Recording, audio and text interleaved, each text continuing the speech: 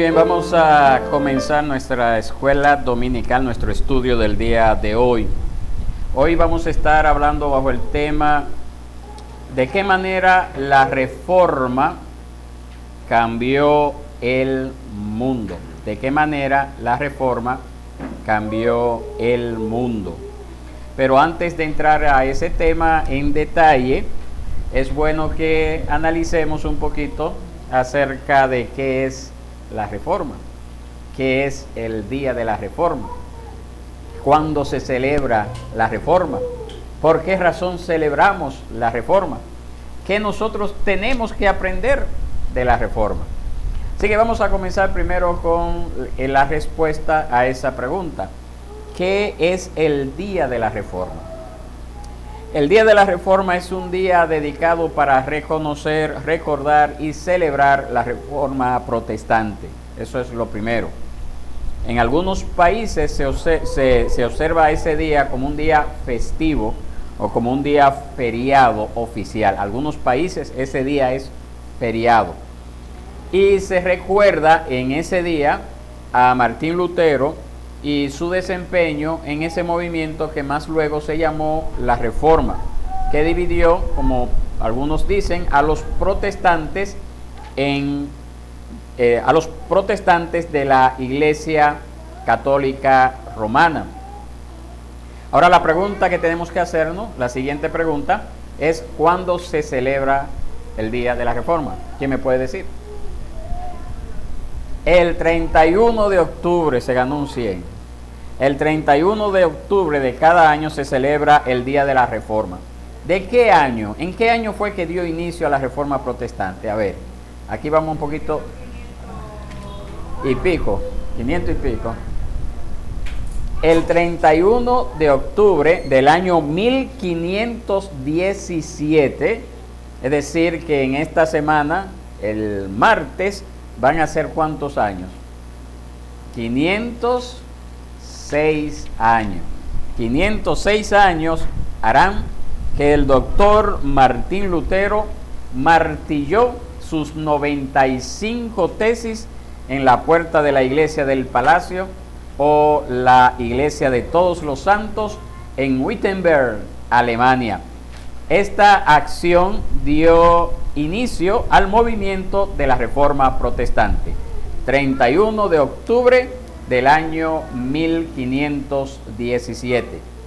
Pero por si usted no lo sabía, en República Dominicana se celebra de manera oficial bajo la ley 331-09. Esa ley establece que el 31 de octubre de cada año se celebra el Día Nacional de la Comunidad Evangélica y Protestante. Así que tenga eso pendiente. En nuestros calendarios oficiales, ese día se celebra el Día Nacional de la Comunidad Evangélica y Protestante, conforme a esa ley que se dio en el año 2009, la ley 331-09. ¿Qué le parece? Está buena la idea, ¿verdad? Entonces, vamos a hablar un poquito de Martín Lutero. Martín Lutero fue un personaje, fue un hombre que hizo su doctorado en teología en Wittenberg, donde luego de hacer su doctorado en teología se volvió un profesor respetado en esa universidad. De igual forma, él también fue un pastor asistente de la iglesia del Palacio, de la iglesia de Wittenberg, donde él clavó sus 95 tesis. Ahora, la pregunta que tenemos que hacernos es ¿por qué Lutero eligió el 31 de octubre para clavar sus 95 tesis? Ajá, vamos. Ajá. No, en ese momento esa celebración no era tan conocida en Alemania. Esa celebración es más de los países, tengo entendido, nórdicos o el Reino Unido, por esa zona, pero no era tan conocido en Alemania. ¿Por qué él eligió este día? Bueno, precisamente porque ese día, el 31 de octubre, cae antes del día que se celebra en la Iglesia Católica Romana como el Día de Todos los Santos. el Día de Todos los Santos. Y Halloween también tiene que ver con eso, que es el día previo al Día de Todos los Santos. ¿Ah? Exactamente, previo a eso. Entonces, la iglesia del palacio ese día tendría la puerta abierta en la calle principal de la ciudad, previo a esa celebración, y eso sería un buen lugar para publicar una noticia al público. Lutero sabía que ese día, el Día de Todos los Santos, es un día en el cual pues la gente iba masivamente a la iglesia a celebrar esto, y él sabía que la iglesia iba a estar llena ese día de muchas personas de todas las clases sociales, pero especialmente de los alfabetizados y de los educados en aquel entonces, que era la clase alta, Entonces, cuando él fue y martilló esas 95 tesis en aquella puerta, equivaldría a lo que hoy sería hacer un anuncio público en las redes sociales, en un medio masivo de comunicación. Equivaldría a eso en nuestros tiempos. Ese era el medio que se utilizaba para publicar un anuncio de suma importancia, y más previo a un día en el cual pues iba a estar la iglesia totalmente llena de gente educada, principalmente, que podían leer. Y hago énfasis ahí porque en ese aspecto de que podían leer, porque en aquel entonces eran pocas las personas que podían leer y escribir, muy pocas.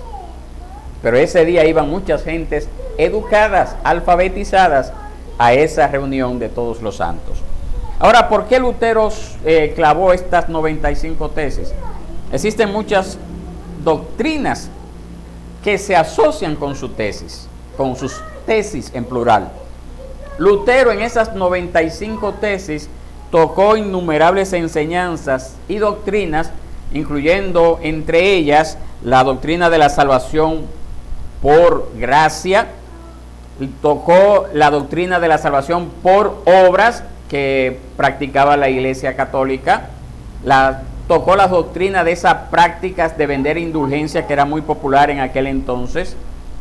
Las indulgencias eran una especie de certificados comprados a la iglesia para que la persona pudiera ser eximida de sus pecados. Es decir, una persona iba a una iglesia y al sacerdote le decía: te voy a comprar tanto para que me perdones tantos pecados. Esa era la práctica de las indulgencias. Y se le prometía a esa persona con ese certificado salvación y vida eterna. En ese entonces, el Papa León X hizo un llamado a la venta de indulgencias en Alemania, específicamente para recaudar fondos y completar la catedral de San Pedro en Roma. Esa catedral ahora donde oficia el Papa. Esa catedral que usted ve que es una inmensidad ahora, todavía en estos tiempos, comenzó a construirse en esa época a través de la práctica de la venta de las indulgencias. Y el Papa decía en aquel entonces que aquel que comprara estas indulgencias sería eximido de todos sus pecados. Las indulgencias para construir la catedral. Sería eximido de todos sus pecados. Y algunos de los que estaban allí con Lutero, algunos de los sacerdotes que estaban allí con él, juntamente con Lutero, compraron estas indulgencias y le preguntaron a Lutero acerca de su validez, si eso era correcto o no. Y ahí fue que comenzó ese proceso donde Lutero comenzó a decir que la salvación no puede obtenerse por la compra de indulgencias, no puede comprarse a través de obras de caridad, no puede comprarse haciendo peregrinajes, no puede comprarse haciendo ningún tipo de obra de piedad y devoción. Lutero dijo que la salvación era un acto de Dios dado por gracia a través de nuestra fe en Jesucristo. Esa era la afirmación que él dijo en aquel entonces. Él decía que Dios, y es algo que es bíblico porque lo hemos estudiado, ¿verdad? Lo hemos visto en las Escrituras. Él decía que Dios ya proveyó para nuestra salvación a través de la vida, muerte y resurrección de nuestro Señor y Salvador Jesucristo. Y él decía que la salvación es nuestra a través de la fe no a través de las obras. Él comenzó a proclamar eso, y eso estuvo allí también en esas 95 tesis. Otro tema que también trataba esas 95 tesis, ese es el sacerdocio universal de todos los creyentes. En otras palabras, eso significa que los cristianos no necesitamos un intermediario entre nosotros y Dios, aparte de Cristo, claro está. No necesitamos de la intermediación del sacerdote, ni tampoco de la intermediación de las vírgenes y los santos, etcétera. Lutero decía que es un derecho y deber de todos los cristianos tener una relación propia con Dios, una relación personal con Dios, que es un deber y un derecho de todos los cristianos, lo decía en ese momento Lutero, leer la Biblia, adorar a Dios en sus respectivos idiomas, porque en ese entonces las celebraciones, las misas, los cultos de los católicos de aquel entonces era en latín.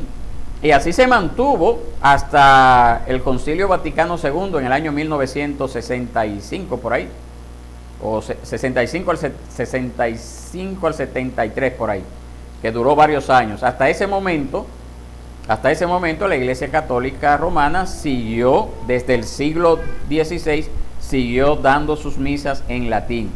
Y Lutero dijo que no. Sí, exacto. Lutero dijo que no, que la gente tenía que escuchar sus misas o su culto, lo que fuera, en el idioma vernáculo, en el idioma del pueblo, en el idioma que el pueblo pudiera oír y entender. Y eso fue parte de lo que él propuso en esas 95 tesis. Todas esas cosas son parte de lo que él detalló allí, pero es lo que es más importante resaltar y ver y considerar, que son las principales, entre otras más, las principales diferencias que hay entre el catolicismo romano y la iglesia evangélica. Visto esto, mis hermanos, a ese día pues dio inicio a lo que se conoce como la Reforma Protestante. Visto esto, entonces ahora tenemos que responder a la pregunta que lleva como título el estudio de esta mañana. ¿De qué manera la Reforma cambió el mundo? ¿De qué manera la Reforma cambió el mundo? Y el primero y más importante principio que impulsaron la Reforma Protestante fue la doctrina de la sola Escritura. ¿Ustedes saben lo que quiere decir sola Escritura? La afirmación de que la Biblia es nuestra única regla de fe y práctica y conducta, que es nuestra única regla de fe infalible en asuntos de fe y en asuntos de práctica, que no hay otra cosa por encima de las Escrituras. Entonces, como seguidores de Cristo, nosotros reconocemos la autoridad de la Biblia sobre todo lo demás, incluido la iglesia, incluido las tradiciones, incluido cualquier proclama de hombre, cualquier argumento de hombre. La sola Escritura está por encima de ello. Y ese principio, ese primer principio, fue lo que desencadenó las otras consecuencias que siguen a esto.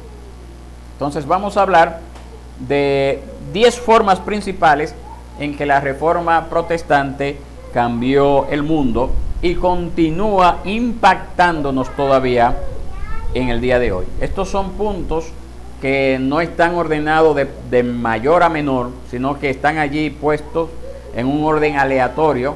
Así que uno no quiere decir que sea más importante que el otro, sino que todos estos principios de una forma u otra han impactado a la sociedad de Occidente luego de la Reforma, y que fue causa la Reforma de que estas cosas vinieran a darse en el tiempo.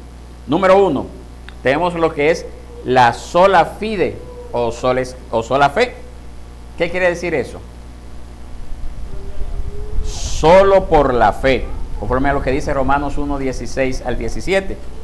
Romanos, si usted gusta, puede leerlo conmigo o puede tomar notas. Página 1151 dice: porque no me avergüenzo del Evangelio, pues es el poder de Dios para la salvación de todo el que cree, del judío primeramente y también del griego. Porque en el Evangelio la justicia de Dios se revela por fe y para fe, como está escrito: mas el justo por la fe vivirá. La verdad que sacudió al mundo de Lutero y luego al resto del mundo occidental es que nosotros no estamos justificados.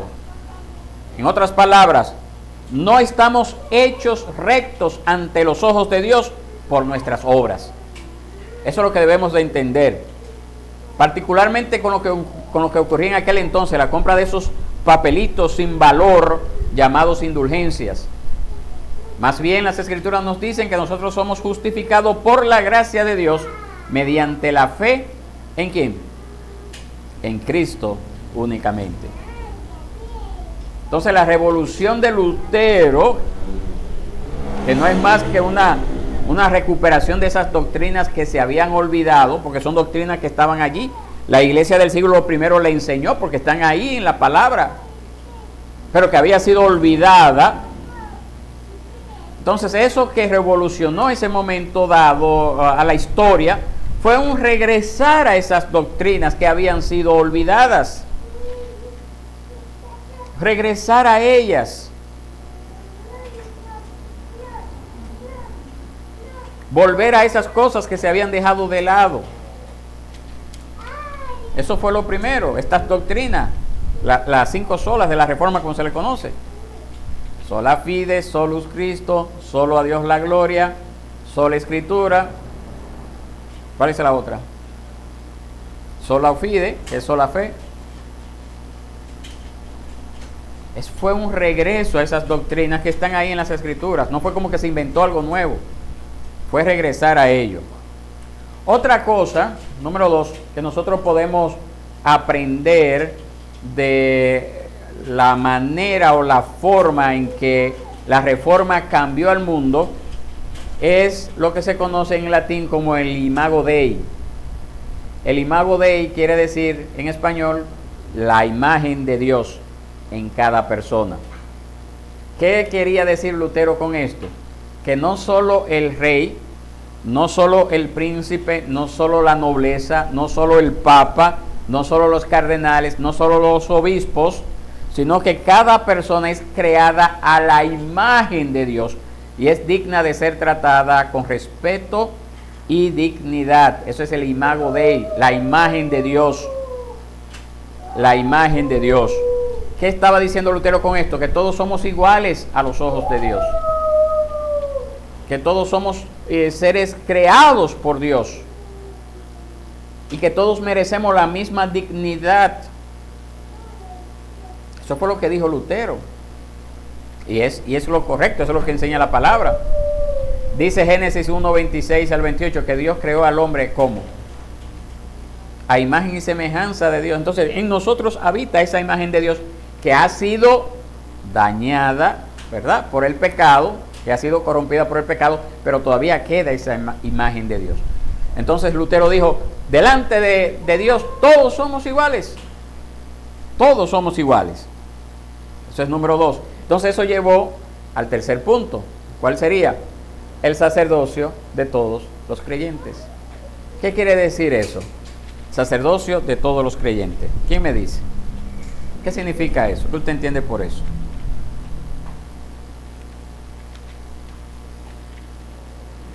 ¿Qué significa eso? Sacerdocio de todos los creyentes.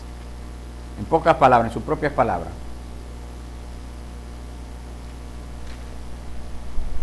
Que todos nosotros somos sacerdotes, en pocas palabras. Sacerdocio de todos los creyentes, ¿qué significa? Que todos somos sacerdotes. Mira lo que dice Primera de Pedro 2, 9 al 10. 2, 9 al 10. Dice así: pero ustedes son linaje escogido, real sacerdocio, nación santa, pueblo adquirido para posesión de Dios, a fin de que anuncien las virtudes de aquel que los llamó de las tinieblas a su luz admirable. Ustedes en otro tiempo no eran pueblo, pero ahora son el pueblo de Dios. No habían recibido misericordia, pero ahora han recibido misericordia. Entonces, según la Biblia, el sacerdocio no es algo que es exclusivo, valga la redundancia, de los sacerdotes oficiales ordenados por la iglesia. En el Antiguo Testamento sí, en el Antiguo Testamento. porque Dios dio un orden sacerdotal que venía de la descendencia de Aarón. Pero en el Nuevo Testamento nos dice que ya todos nosotros somos reyes y sacerdotes, un linaje real. Ya no necesitamos, ahora en el nuevo pacto, acudir a un sacerdote para confesar nuestros pecados, para recibir la absolución, ni participar en repeticiones irreflexivas de oraciones como el Ave María, y como otras tantas que hay dentro del catolicismo. Y eso también acabó con la idea de que solo el sacerdote era el único que podía tomar del vino, que todavía la Iglesia Católica lo practica. Cuando yo todavía estaba en la Iglesia Católica Romana, en la primera comunión, la única vez que tomé del vino fue en la primera comunión. No sé si lo siguen haciendo así. La única vez que le dan vino a la persona en la celebración de la cena, de la Santa Cena, es durante la primera comunión. Eso me ocurrió a mí en aquella ocasión. Después de eso jamás volví a participar. Solamente le dan a los pobres fieles de la Iglesia Católica el pan, pero no le dan la sangre de Cristo, la hostia, exacto. Entonces Lutero acabó con esa idea. Dice, pero si todos somos sacerdotes, todos podemos comer del pan, todos podemos comer del vino, todos podemos participar de él, como dice 1 Corintios 11, 23 en adelante, que es el pasaje que tomamos como referencia cuando celebramos la cena del Señor acá. Entonces acabó con eso, de que hay un orden sagrado y hay un orden secular. La Iglesia Católica se mantuvo con eso hasta nuestros días, hasta el Concilio Vaticano II, donde cambió eso, y entonces ahora ya tienen diáconos permanentes que pueden ser casados, pero los sacerdotes todavía tienen que ser célibes. Pero la Iglesia siguió con sus cosas, mis hermanos. Otra cosa que el número 4, que la Reforma vino a cambiar el mundo, número 4, es la doctrina de la vocación. ¿Qué quiere decir eso? Doctrina de la vocación. ¿Qué es una vocación?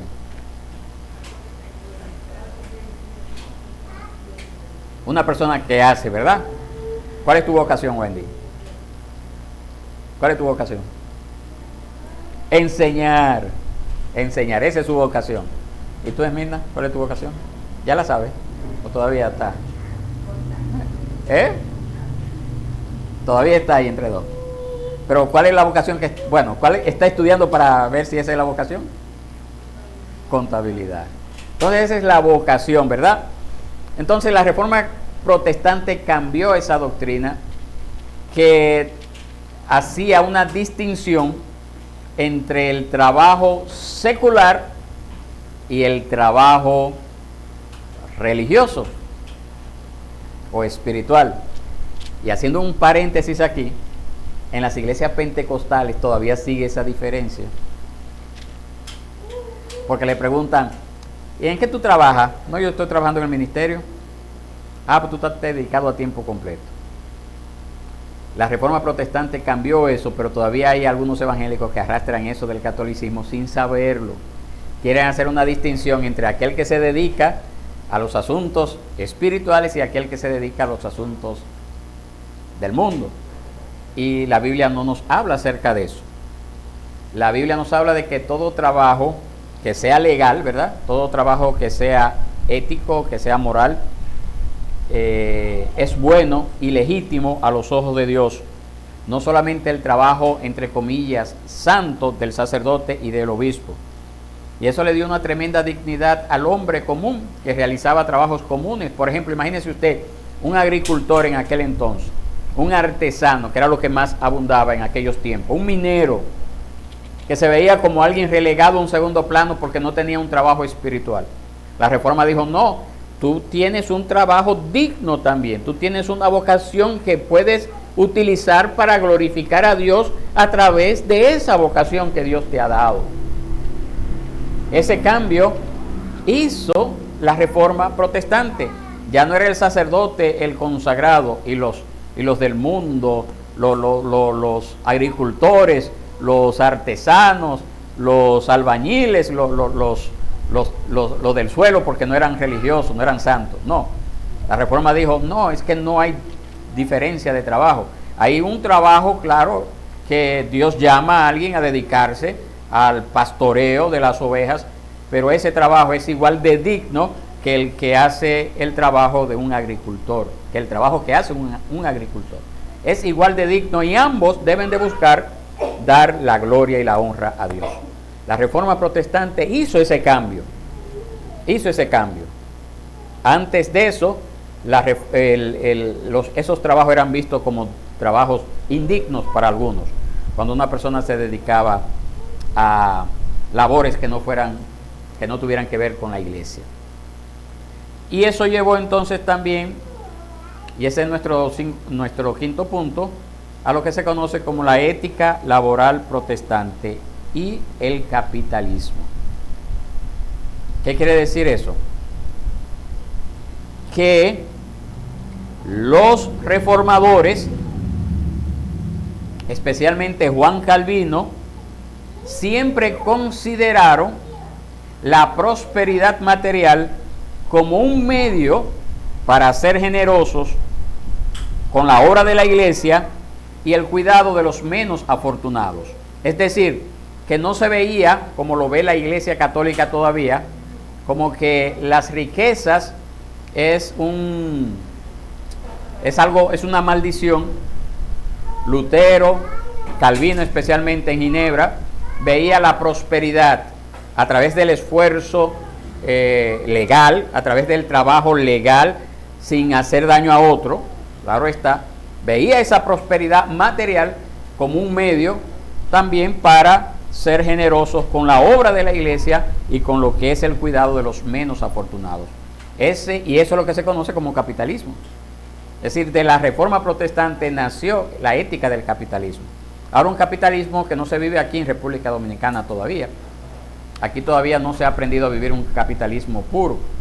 Y por esa razón hay tantas injusticias en medio nuestro, y mucha gente trata de crecer en base a aplastar al otro.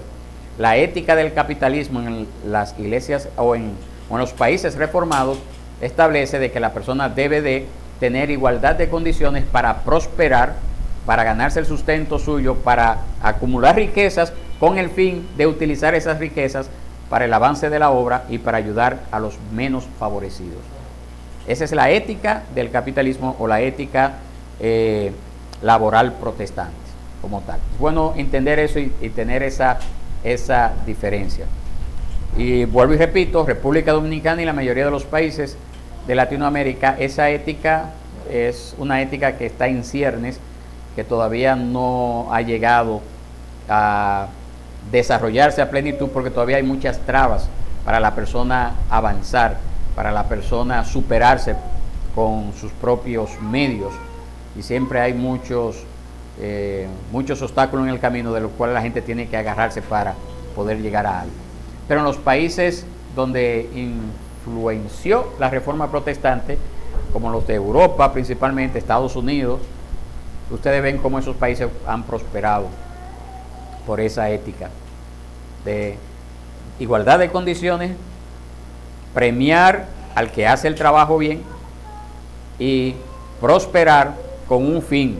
Prosperar no solamente para tener, porque ahí sí se cae en pecado. Prosperar con el fin de bendecir a la obra del ministerio y bendecir también a los menos desfavorecidos, o los menos favorecidos, mejor dicho. Entonces ese es el número 5. Número 6, ¿qué otra área pudo haber influenciado el movimiento reformado que todavía nos beneficia a nosotros? Que todavía beneficie, la República Dominicana es beneficiada de eso sin ser un país protestante. ¿A qué no me dicen? La educación. La educación. Debido a que la reforma estuvo tan centrada en la Biblia, acuérdense lo que le decía, que ese era uno de los principios de la reforma, que de él dependía todos los demás, la sola escritura. Y debido a que estuvo tan centrada en la Biblia, la lectura de la Biblia se volvió en algo esencial para la difusión del Evangelio, para la difusión de las doctrinas reformadas, y esto condujo a un enorme aumento de la alfabetización en toda Europa y más allá. Y en esa época se había inventado lo que se conoce como la imprenta de carácter móviles, carácter móviles, creo que es así, carácter movibles, que era una forma de poder imprimir ya a gran escala los libros, que hasta ese momento, hasta cuando se inventó la imprenta, ¿quién fue el inventor de la imprenta? Gutenberg, de carácter movibles. Hasta ese momento todos los libros eran escritos, eran copiados a mano. Hasta ese momento era a mano. Tú querías un libro, tú tenías que pagar a alguien, a un escritor, un escribiente, para que te lo pasara a mano. Y ahí se inventó la imprenta, y en ese momento, junto con el invento de la imprenta, llega la Reforma Protestante. Martín Lutero se aprovecha de eso y dice: vamos a darle para adelante a la educación. ¿Por qué? Porque si estamos hablando de sola escritura, si la escritura es lo único que debe de ser la base de nuestra fe y práctica, la gente tiene que saber leer, la gente tiene que saber entender lo que se le explica desde un púlpito. Entonces vamos a enseñar, vamos a alfabetizar a la gente que no sabe leer y escribir, vamos a motivar a abrir escuelas. Pero que la gente no tiene dinero para ir a la escuela, entonces ¿qué vamos a hacer? Escuela pública para todos. Y de ahí es que salen las escuelas públicas del movimiento reformado. Hasta ese siglo, mis hermanos, no habían escuelas públicas, todas eran privadas. Entonces, ¿quién podía ir a una escuela privada? El rico, el noble, el rey, el príncipe, los sacerdotes, los empresarios, ¿verdad? Los que tenían dinero podían mandar a sus hijos a estudiar a las escuelas privadas. Y la Reforma Protestante cambia eso y dice: no, la educación debe de ser pública y gratuita para todos, con el fin de que la gente, mire cuál era el fin, que la gente pueda leer las escrituras. Y eso fue una gran revolución en aquel entonces. Todos los niños, no solo los ricos, no solo la nobleza, todos tenían la oportunidad de recibir educación. Y eso condujo a lo que fue ese aumento de la lectura generalizada de las escrituras, y eso también contribuyó a aumentar más la expansión del movimiento reformado en Europa. Hasta el siglo XVI Europa estaba totalmente atrasado, en la edad media, totalmente atrasado, mucha pobreza, mucha insalubridad. Llega la Reforma Protestante y todo eso comienza a cambiar, impactando a todas las clases a través de ese énfasis en que todos deberían de tener la oportunidad, igualdad de condiciones para alfabetizarse, para estudiar.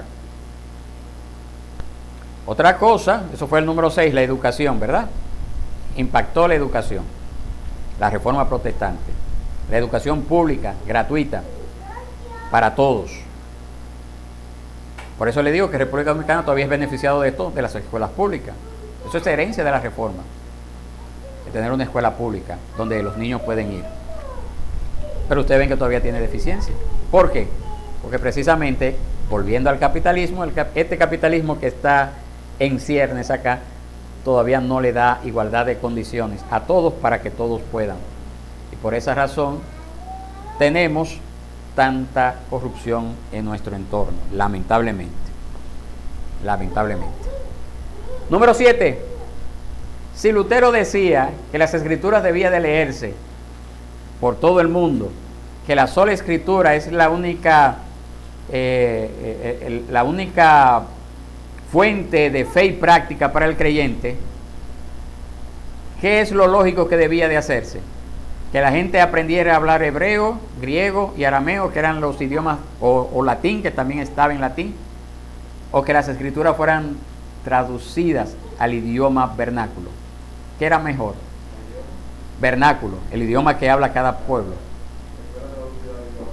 Exactamente, entonces eso fue también un impulso un impulso de la Reforma Protestante. Dijeron, no, todo el mundo tiene que entender y no podemos comenzar a enseñar. Está bien, vamos a enseñarle a los pastores, hebreos, griegos, y todo el que quiera, vamos a enseñarle.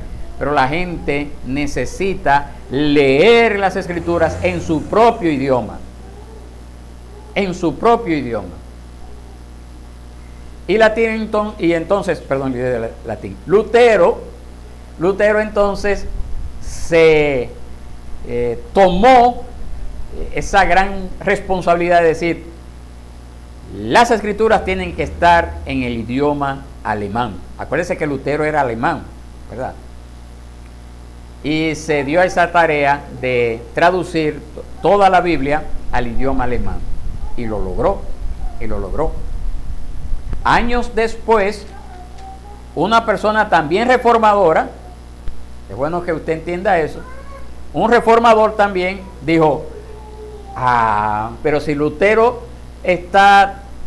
tradujo al alemán, si hay planes de traducir al inglés, al francés y el español, ¿debe de quedarse sin traducir? No, hay que hacerlo.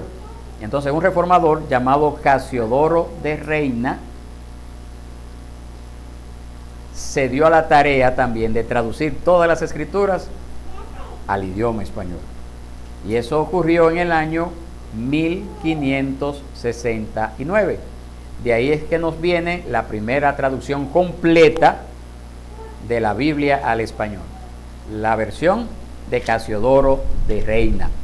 Pero Casiodoro de Reina era una persona muy culta, muy educada, y cuando tradujo la Biblia utilizó una serie de palabras que no eran muy habladas en aquel entonces por el vulgo, por el pueblo poco estudiado.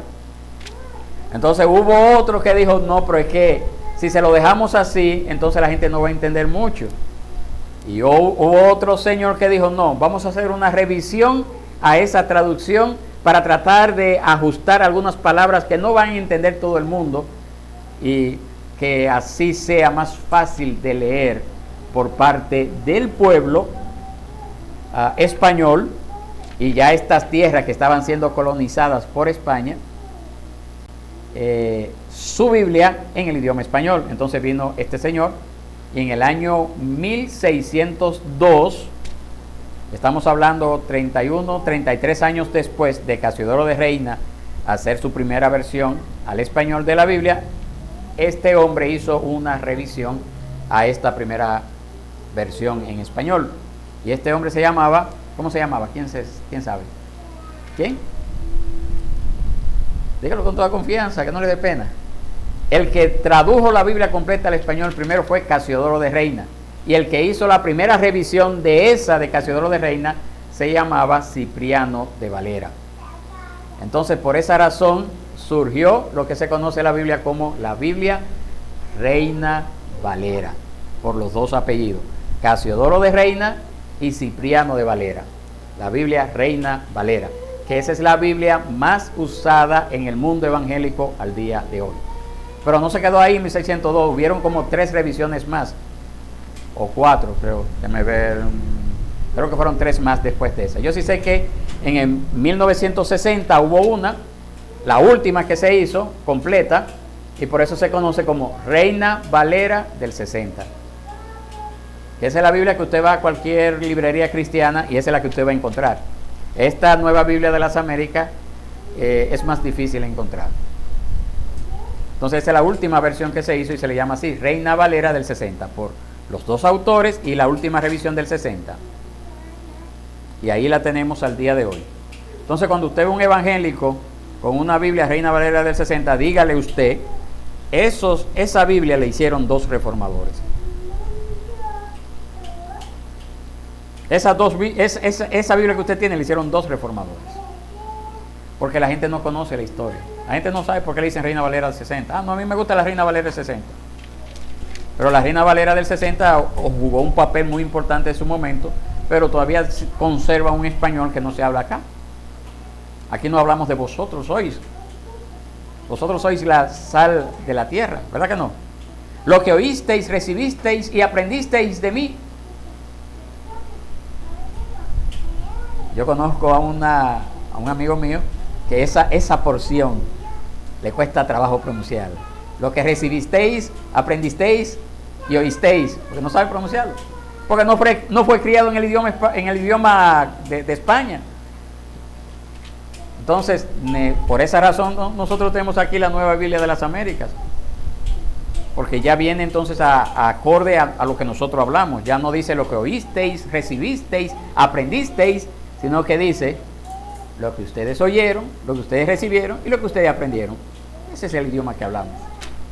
Entonces, las revisiones de la Biblia fue parte de esa herencia, las traducciones y luego revisiones de esa herencia reformada. La traducción de la Biblia al lenguaje común, para que la gente lo entendiera. Y por esa razón es necesario siempre, entonces, según van pasando los años, el idioma va evolucionando también.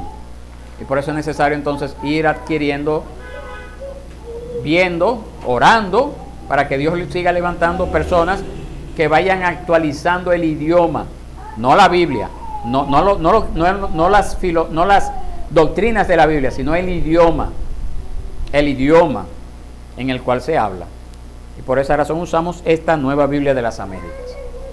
Número 8. Otra cosa que contribuyó la Reforma Protestante al cambio del mundo fue el surgimiento de la ciencia moderna.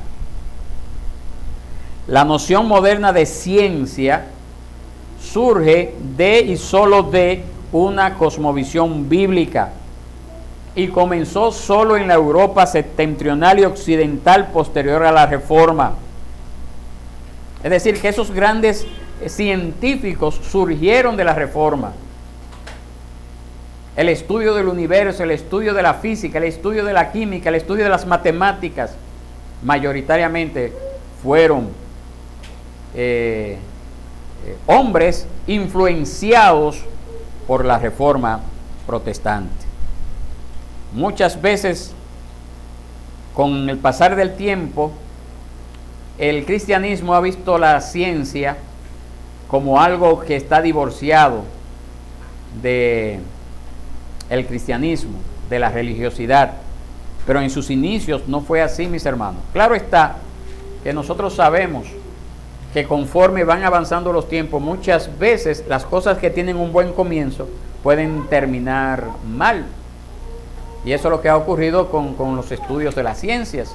Las personas se han ido al extremo de negar que Dios está detrás de todo. Pero como dijo alguien que publicó algo ahí en las redes sociales, él decía: un verdadero científico cree en Dios. Y es cierto, muchos científicos tenían esas creencias en Dios. Científicos tales como Descartes, como Pascal, como Faraday. Muchos otros profesaban ser cristianos o al menos operaban bajo una cosmovisión bíblica.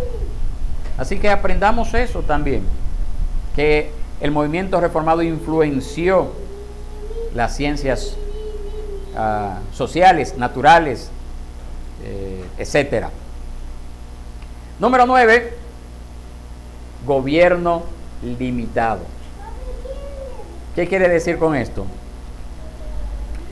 Que los reformadores entendieron que nuestros derechos provienen de Dios, no del gobierno, y que el gobierno civil fue instituido por Dios no para satisfacer todas nuestras necesidades, ni para regular todas nuestras actividades, sino para realizar algunas funciones básicas, como por ejemplo, refrenar el mal, promover el bien común, ejecutar juicios sobre los que hacen el mal. Ese es el gobierno bíblico. El gobierno debe de estar limitado a eso. ¿A qué cosa? A refrenar el mal, a promover el bien común, igualdad de condiciones para todos. Cuando no hay igualdad de condiciones para todos, entonces el gobierno está actuando mal. Y también ejecutar juicios sobre los que hacen el mal. Ahí es que debe de estar limitado el gobierno. El gobierno no debe de ser una entidad asistencialista. No debe de ser. Claro que hay situaciones en que debe de ir en auxilio de los más pobres, pero no debe de ser eso. El gobierno debe de circunscribirse a esos 3 puntos. Eso es lo que enseñaban los reformadores. Y por esa razón se establecieron tantos poderes que actuaban en igualdad de condiciones. Incluso los reyes, que en nuestro tiempo todavía hay reyes, el rey de Inglaterra, el rey de España, ya están limitados por las leyes. Quien elige a sus gobernantes es el pueblo. Quien elige al primer ministro en el Reino Unido, en Inglaterra, es el pueblo.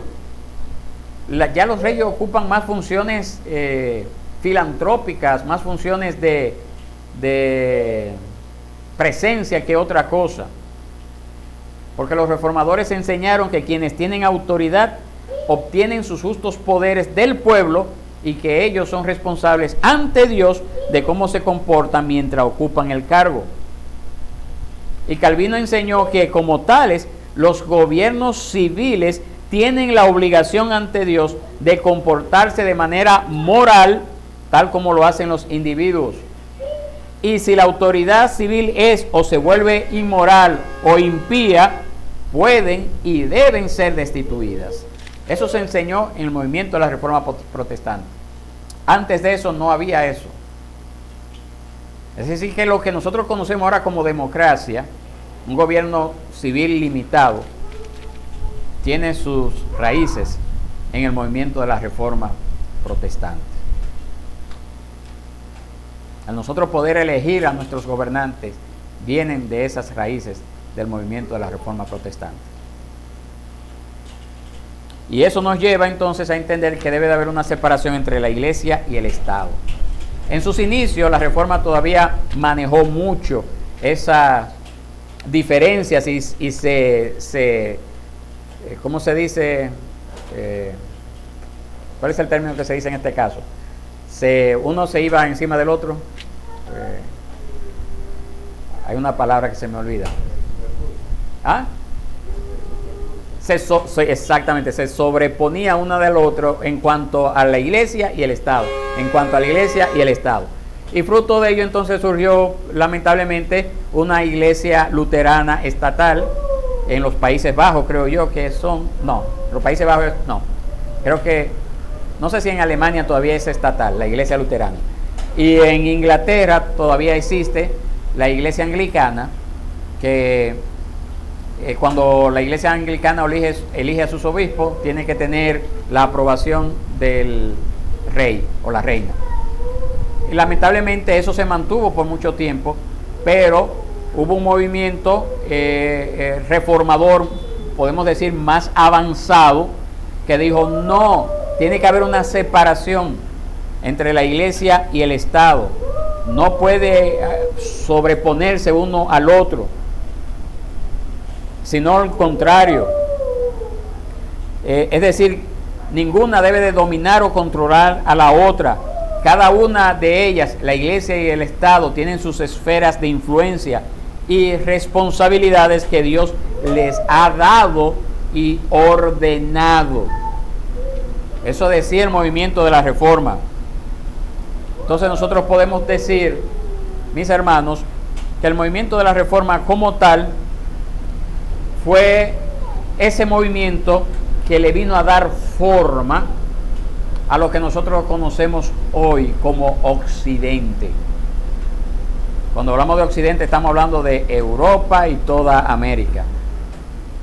Es lo que le vino a dar forma en cuanto a las instituciones, en cuanto a la educación, cuando digo instituciones me refiero a los poderes del Estado, a la iglesia, a las leyes.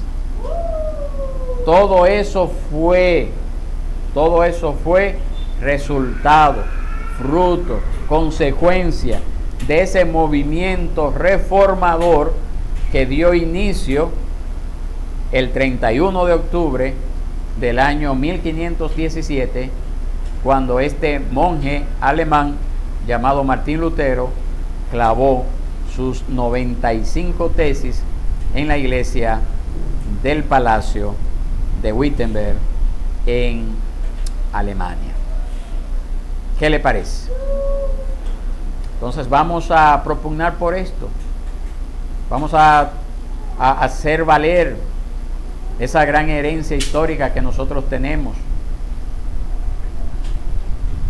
de felizmente ser llamados reformadores y seguir propugnando por esas doctrinas, esas enseñanzas que también en nuestros tiempos han sido olvidadas. Han sido olvidadas. Tristemente, hasta dentro del mundo evangélico, muchas de esas doctrinas están puestas de lado. No se le da el valor que debería de dársele. Una doctrina así básica como la sola escritura muchas veces no se enseña o no se practica, o en teoría se enseña, pero en la práctica se dice otra cosa. Para darle un ejemplo, cuando dicen no, que es sola escritura, ok, y viene un apóstol o un evangelista o un profeta o lo que sea y salta con otra cosa que no tenga nada que ver con las escrituras o que contradiga las escrituras, entonces esa persona se va detrás de él. No, porque lo dijo fulano. Sí, porque lo dice la palabra que es así, pero fulano lo dijo. Fulano tiene la unción. Entonces ahí echan por el suelo esas doctrinas. Pero el mundo evangélico celebra la reforma ahora, el 31. La celebra. Hay actividades el 31. Usted va a ver actividades el 31. Pero, ¿qué tanto esas personas que celebran el día de la reforma, qué tanto conocen acerca de esto que hemos hablado acá en este día? Le aseguro que muy poco. Entonces es nuestro deber, es nuestra responsabilidad enseñar esto a la gente, a nuestros hermanos de otras iglesias que no conocen de eso. Y hay otros que están peor todavía. Están peor todavía porque entonces solamente se enfocan de que el 31 de octubre es el día de Halloween. Entonces ahí están peor porque en vez de yo hablar de esto, de que comenzar a ver de que esto era una fiesta y que no lo celebramos por esto y que ese día los demonios, que aquello, que lo otro, en vez de enfatizar esto, ¿por qué no enfatizamos un hecho histórico que cambió al mundo? Que cambió al mundo en su momento y influenció en el establecimiento de todas estas grandes naciones que están ahora impactando a la sociedad. Lamentablemente muchas de esas naciones se han desviado de la verdad, pero que en su momento tenían un sólido fundamento bíblico. ¿Por qué no enfatizar esto y dejar de lado que los otros quieran celebrar su Halloween, lo que sea, y vamos nosotros a celebrar ese acontecimiento que nos da ese privilegio a nosotros incluso de reunirnos hoy? Porque en aquel entonces no todo el mundo podía reunirse así con esa libertad. Si la Iglesia Católica se le hubiese dado toda esa libertad que tenía en ese tiempo, imagínense usted cómo estaríamos ahora. Pero gracias al Señor por personas valientes, personas que estuvieron dispuestas a perder su vida para que la luz del Evangelio pudiera resplandecer en medio de las tinieblas. Amén. Bien. Vamos a ver entonces si hay alguna pregunta.